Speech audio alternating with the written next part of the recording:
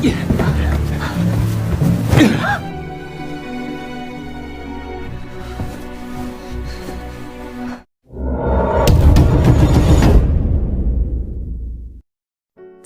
diawali dari sosok putra mahkota bernama Pangeran Sungwon. Dia adalah adik Raja Jung dari dinasti Joseon. Sudah berhari-hari Pangeran Sungwon sedang mendekati seorang gadis bernama Hwayeon, putri dari bangsawan kaya bernama Shin Ik-chul, yang kecantikannya membuat sang pangeran tergila-gila. 갑자기 떠나셔. Namun sayangnya Hwayeon sudah punya pacar, yaitu seorang pemuda miskin bernama Kwon-yo yang tiba-tiba datang dan membuat keributan di luar rumah. Dia memprovokasi Pangeran Sungwon agar mau berkelahi dengannya. Karena takut pacarnya ditangkap, Hwayeon berusaha membujuk pacarnya agar secepatnya pergi dari rumahnya. Sementara di balik pintu, mata Pangeran Sungwon terlihat berkaca-kaca setelah menyadari kalau cintanya bertepuk sebelah tangan. 내가 뭘 잘못했다고 나한테만 이러십니까? 어허, 그래도 이름이! Setelah pulang ke istana, Pangeran Sungwon dipanggil ke kuartal Ibu Suri. Ibu tirinya itu tidak menyukai Pangeran Sungwon punya hubungan dekat dengan Hwayeon karena keluarga Hwayeon masih saudara tirinya Kaisar Joseon. Jika Hwayeon diangkat menjadi permaisuri dan melahirkan putra mahkota, itu artinya dinasti Joseon akan tetap berkuasa. 날이 좋아 나달이 잘 여물고 사냥에만 정신이 빠져 밖으로만 돈다는 소문이 고작 신참판 딸이라. Saat Raja Jung sedang sakit parah, ibu tirinya sedang menyusun siasat dengan selingkuhannya yang menjabat sebagai Perdana Menteri bernama Yeon Jung-ho untuk membawa sepupunya bernama Yeon Gi-hun yang akan dipersiapkan menjadi calon permaisuri buat Pangeran Sungwon agar keluarga selingkuhannya itu bisa melahirkan putra mahkota. Dengan begitu, mereka bisa melengsarkan kekuasaan dinasti Joseon. 처음으로 제 눈에 든 사람입니다. 너 같은 이북 형제가 있긴. Sementara di tempat lain, Pangeran Sungwon melabrak ayahnya Hwayeon. Sang pangeran terlihat marah saat tahu kalau Hwayeon akan dijadikan permaisuri oleh kakaknya. Itu sama saja ayahnya tak merestui keinginannya untuk menikahi putrinya. Melihat kekecewaan di wajah sang pangeran, Shin Ik-chul pun berusaha menjelaskan kalau dia mendapat ancaman pembunuhan dari Ibu Suri jika menolak mengirim putrinya ke istana. 성원대군 들었사옵니다. Sementara di dalam rumah, Hwayeon memilih kabur bersama pacarnya karena tak mau dijadikan permaisuri oleh rajanya. Kepergiannya tersebut membuat ayahnya murka. Shin Ik-chul pun membawa anak buahnya untuk menangkap pemuda yang berani membawa kabur putrinya.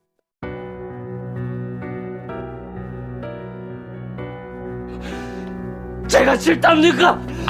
내가 해줄 수 있는 게 아무것도. Dalam pelariannya, Kwon-yo berjanji akan menikahi Hwayeon agar keduanya bisa hidup bahagia sampai akhir hayatnya.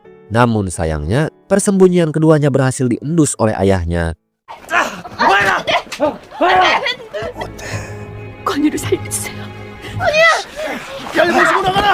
Setelah terjadi baku hantam, anak buah Shin Ik-chul pun berhasil meringkus Kwon-yo.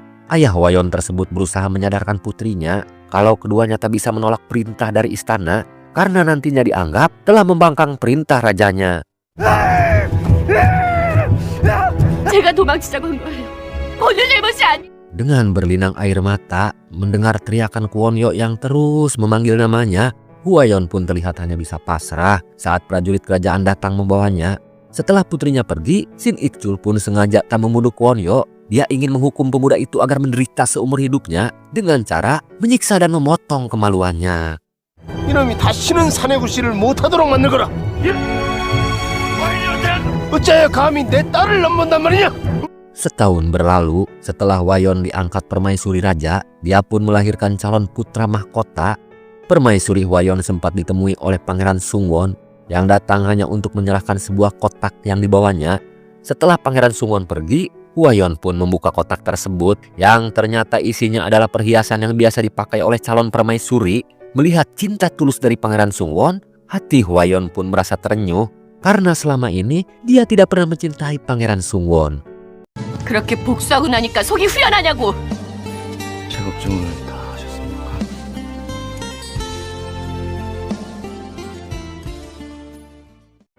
Singkat cerita, Raja Jung pun akhirnya meninggal dunia setelah sekian lama berjuang melawan penyakit yang dideritanya. Saat istana sedang berduka, ibu tirinya malah merayakan kematian anak tirinya tersebut dengan cara merayakan hubungan seks dengan selingkuhannya. 밀려나면 마마뿐만 아니라 원근과 좌상만 없어지면 Namun kematian Raja Jung meninggalkan kecurigaan bagi sebagian Qasim di istana yang masih setia kepada keluarga Kaisar Joseon. Salah satunya sosok Qasim perpustakaan bernama Pak Jisung yang sudah lama mengabdi kepada Raja Jung. Dia pun menemui Hwayeon, mantan permaisuri rajanya, hanya untuk melaporkan kalau kematian Raja Jung penuh dengan kejanggalan. 왕자의 기시에 목숨까지도 위험할 수가 있습니다. 전하께서 시해되셨다는 걸 입증해야지요. 밀려나면 마마뿐만 아니라 Qasim itu memberitahu permaisuri Hwayeon kalau dia mendapat informasi dari kepala koki istana kalau Raja Jung ternyata tidak punya riwayat penyakit. Kepala koki itu curiga kalau selama ini makanan Raja Jung sudah dicampur dengan racun, yang membuat Qasim itu khawatir. Kepala koki yang memberitahunya itu tiba-tiba hilang dari istana. Dia pun meminta bantuan permaisuri Hwayeon agar mau menjaga keselamatan Pangeran Jungwon karena banyak Qasim yang curiga ada kelompok yang sengaja ingin membunuh rajanya. 후계의 명권은 대비마마께 있습니다. 전하께서 시해되셨다는 걸 입증해야지요. 기록이 없어졌사옵니다. Namun sebelum para Qasim istana melakukan penyelidikan atas kematian rajanya, Ibu Suri lebih duluan menugaskan Perdana Menteri Yeon Jung-ho untuk menangkap para Qasim istana yang masih setia kepada rajanya. 이놈들! 감히 여기가 어디라고! 당장을 모이! 결단을 내려주소서. Politik Ibu Suri terlihat sangat rapi dan sistematis. Di belakang rencana jahatnya itu, ibu tiri Pangeran Sungwon terlihat sangat perhatian dan sayang sama anak tirinya. Saat Pangeran Sungwon naik tahta, ibu tirinya langsung yang menyulam pakaian buat anak tirinya yang sebentar lagi akan dilantik menjadi raja menggantikan kakaknya. 알고 있는 게 있느냐? 어서 말해봐. 아닙니다. 전하께 폐가 될 순 없지. 내 명부 소관? Sementara di kamarnya, permaisuri Hwayeon bertekad untuk mengungkap kasus kematian suaminya dibantu oleh pelayannya bernama Geum-ok. Permaisuri Hwayeon berhasil menemukan ruangan rahasia yang selama ini tak diketahui oleh suaminya. 주상 전하께서 kod없이 빛도 들지 않는데 하루 종일 눈이 내린다. 화장도 좀 하고, 옷도 좀 갈아입으세요. Wajah permaisuri terlihat shock setelah tahu kalau ruangan itu ternyata dijadikan penjara untuk menyiksa para pelayan istana. Dan tak sengaja, permaisuri Hwayeon menemukan kepala koki yang sebelumnya dinyatakan hilang. Kepala koki itu ternyata ikut ditawan di ruangan tersebut. Dari kepala koki itulah, permaisuri Hwayeon akhirnya tahu kalau ruangan rahasia itu dibangun oleh Ibu Suri untuk menghukum para tawanan yang berani membocorkan rahasia istana. 이날은 주상 전하께서 대비전을 화상천이랑 관계 은젠데 이러고 있어. 대비전에서 Bukan hanya para pelayannya saja yang ditangkap, Hwayeon juga mendapat kabar yang membuat hatinya sedih dan terpukul setelah tahu kalau ayahnya juga ikut ditangkap oleh Ibu Suri yang dipitnah akan melakukan pemberontakan kepada kerajaan. 임금을 독살하고 Karena khawatir dengan keselamatan ayahnya, permaisuri Hwayeon meminta bantuan kepada Raja Sungwon agar ayahnya bisa dibebaskan dari segala dakwaan. 전하께서 편치 않으시다는 전가를 받고 급히 돌아왔으니 어이도 원인을 모른다 하니 전하께서 저리 반기시는데 Saat permaisuri Hwayeon ditemui oleh Raja Sungwon, di sanalah dia kembali bertemu dengan Kwon-yo, sosok pemuda yang dulu membawanya kabur dari rumah orang tuanya. Namun yang membuat Hwayeon bingung dengan cara apa pacarnya itu bisa masuk ke lingkungan istana. 전상궁에게 일러 마마의 세간을 격에 맞추. 는 중지되어 쉬 종기가 Sementara di tempat lain, Ibu Suri dan Raja Sungwon sedang memimpin rapat kabinet. Namun dalam rapat tersebut semua keputusan diambil oleh ibu tirinya. Situasi tersebut membuat Raja Sungwon terlihat sangat kesal. Sebagai seorang raja, harusnya dialah yang mengatur urusan pemerintahan. 농민들의 피해가 극심하옵니다. 정사에 대한 경험이 쌓인다 보는가. Kekecewaan Raja Sungwon semakin menjadi-jadi saat dia meminta agar ayah permaisuri Hwayeon dibebaskan. Ibu tirinya malah menampar wajahnya. Melihat kenyataan tersebut, Raja Sungwon pun mulai mempertanyakan posisinya. Dia merasa hanya dijadikan boneka pemerintahan oleh ibu tirinya yang selama ini memegang kendali penuh di kerajaannya. 사사로운 감정을 편전해서 들먹거리고도 수연궁에 수행했던 내시들을 모조리 끌어내라. 왕이 되라 해서 왕이 되었습니다. Sementara di tempat lain, Permaisuri Hwayeon diam-diam mendatangi Kwonyo pacarnya. Pertemuan itu terlihat sangat emosional. Sambil menangis, Hwayeon menanyakan kabar pacarnya tersebut. Namun anehnya, sikap Kwonyo terlihat dingin, tak seperti sosok pemuda yang dia kenal. Sikapnya tersebut membuat Permaisuri terlihat kecewa. Di balik sikap dinginnya tersebut, ada sesuatu yang tidak diketahui oleh Permaisuri Hwayeon. Kalau tujuan Kwonyo bekerja di istana ternyata untuk membalas dendam kepada ayahnya yang di masa lalu telah menyiksa dan memotong kemaluannya. 그만 돌아가십시오. 아무리 그래도 Dan besok paginya saat Permaisuri Hwayeon datang untuk membesuk ayahnya, diam-diam Kwonyo membuntutinya. Dengan memanfaatkan posisinya sebagai kasim istana, sangat mudah baginya untuk masuk ke dalam penjara. Setelah Permaisuri Hwayeon pergi, Kwonyo pun mengambil makanan yang dititipkan Hwayeon buat ayahnya. Kwonyo pun langsung membuang makanan tersebut, yang dimana di dalam makanan itu ada sepucuk surat penting yang ditulis oleh putrinya. Sambil berbisik di telinganya, Kwonyo pun bertanya kenapa dulu ayah pacarnya itu tak membunuhnya, karena jika membiarkannya hidup, dia akan menuntut balas atas perlakuannya. 대충 해주셨으면 좋았을 걸 그랬습니다.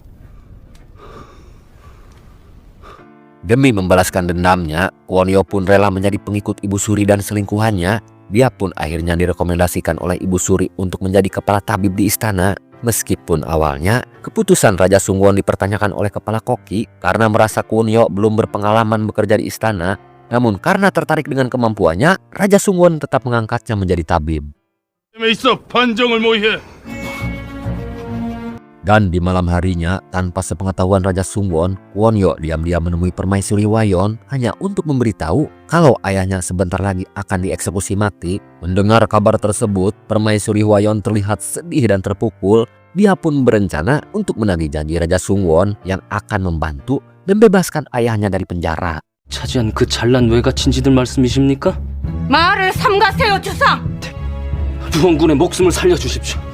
Setelah gagal membujuk ibu tirinya, Raja Sungwon nekat memerintahkan prajuritnya untuk menghentikan eksekusi mati tersebut. Namun sayangnya, usaha Raja Sungwon sudah terlambat karena Kwonyo dan selingkuhan ibu tirinya sudah duluan datang ke penjara. Dengan membawa perintah dari Ibu Suri, para terdakwa langsung dieksekusi mati.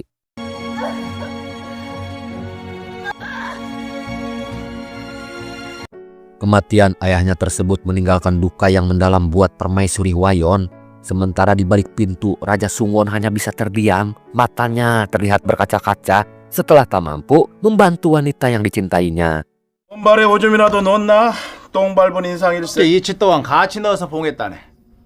Setelah berhasil menyingkirkan sebagian besar keluarga kaisar, Ibu Suri langsung mengumpulkan para menteri di ruangannya untuk meminta dukungan agar dia bisa berkuasa di istana. 잃은 여인을 내모는 것이 측은지심인가? 전하께서 의대 썩 물러가라. Setelah kematian ayahnya, Permaisuri Hwayeon lebih banyak mengurung diri di kamar. Berkali-kali dia menghindar untuk bertemu dengan Raja Sungwon. Melihat sikapnya tersebut, Raja Sungwon terlihat sedih. Untuk mengetahui apa kesalahannya, Raja Sungwon menyuruh pelayan Permaisuri Hwayeon untuk ikut ke kamarnya. Karena diperintah oleh rajanya, pelayan Permaisuri pun tak bisa menolaknya. 날 많이 원망하시느냐? Setelah membawa pelayan Hwayeon ke kamarnya, Raja Sungwon pun penasaran kebiasaan apa saja yang dilakukan Permaisuri di kamarnya. Saat Gumok menjelaskan kalau dia sering memandikan Permaisuri Hwayeon, Raja Sungwon semakin tergoda mendengarnya. Apalagi Gumok menceritakan bentuk tubuh Hwayeon inci demi inci, dari rambut sampai ke ujung kaki. Karena sudah gak tahan, Raja pun memaksa Gumok untuk berhubungan intim dengannya.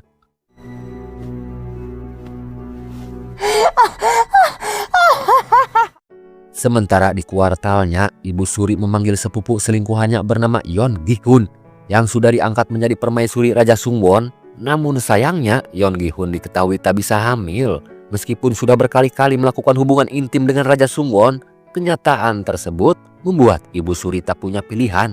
Dia pun menugaskan Kwonyo untuk meracik racun yang akan dicampur ke obat kuat yang biasa dikonsumsi oleh Raja Sungwon. Tujuannya untuk membunuh anak tirinya.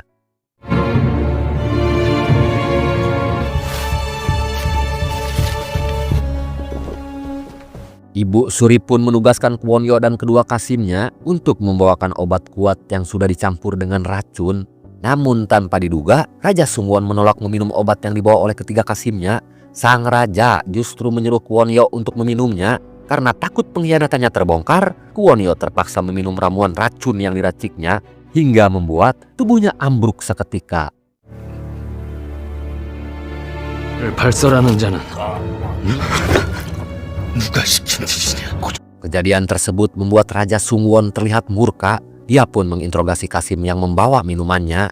Karena tak mendapat jawaban, Raja Sungwon menyuruh kedua Kasim untuk segera menyelamatkan nyawa Kwonyo karena kesaksiannya sangat dibutuhkan olehnya untuk membongkar otak di balik percobaan pembunuhan kepadanya. 시도둑질로 중전자리를 꿰차? Sementara di kuartalnya, Ibu Suri menyuruh selingkuhannya untuk menangkap Permaisuri Hwayeon dan anaknya agar secepatnya bisa dieksekusi mati di dalam penjara. Namun tanpa sepengetahuan ibu tirinya, Raja Sungwon sudah menyusupkan mata-matanya yang terus mengawasi pergerakan ibu tirinya. Setelah tahu kalau Hwayeon dalam bahaya, Raja Sungwon langsung bergerak cepat. Dia menugaskan prajuritnya untuk menangkap Perdana Menteri Yeon Jung-ho dan menyelamatkan Permaisuri Hwayeon dari upaya pembunuhan. Tak menyadari kalau dia sudah dijebak oleh anak tirinya, dengan percaya diri Ibu Suri mendatangi Raja Sungwon di singgasananya. Dia pun meminta anak tirinya untuk membebaskan Yeon Jung-ho selingkuhannya. Dengan wajah geram, Raja Sungwon pun memberitahu ibu tirinya kalau dia sudah punya banyak bukti kalau Perdana Menteri Yeon Jung-ho yang menyuruh kepala koki untuk meracuni makanannya. Mendengar kabar tersebut, ibu tirinya itu tetap membela selingkuhannya. 그 후로 약을 썼다. 제가 어제 왕이 대체 어머님조차 믿지 못하는 사람으로 만드십니까? Karena kesabarannya sudah habis, Raja Sungwon pun menyuruh para prajuritnya untuk menyeret Kwonyo dan Perdana Menteri Yeon Jung-ho ke hadapan ibu tirinya. Hanya dengan cara tersebut, ibu tirinya tak bisa mengelak lagi dengan kejahatannya. 너는 독이 든 것을 알고 있던 게 아니더냐? 주상, 어린 왕자를 믿고 역당이 일어났으니 죄고. 궁이 어떤 계집인 줄 아느냐?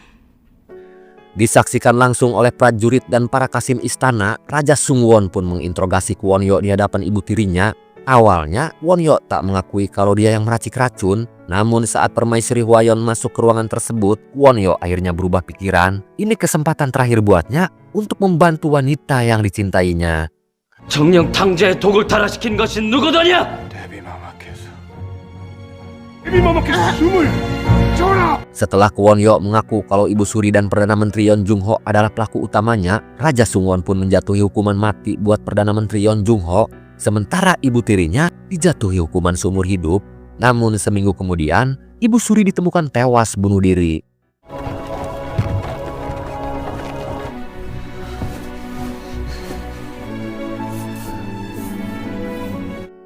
Setelah kematian ibu tirinya, Raja Sungwon pun mengangkat Hwayeon sebagai permaisurinya. Namun saat keduanya tengah berhubungan intim, tiba-tiba Permaisuri Hwayeon menusuk leher Raja Sungwon hingga tewas di atas ranjangnya. Setelah Raja Sungwon dan ibu tirinya tewas, kerajaan pun dikuasai oleh Permaisuri Hwayeon dan putranya. Cerita pun akhirnya selesai.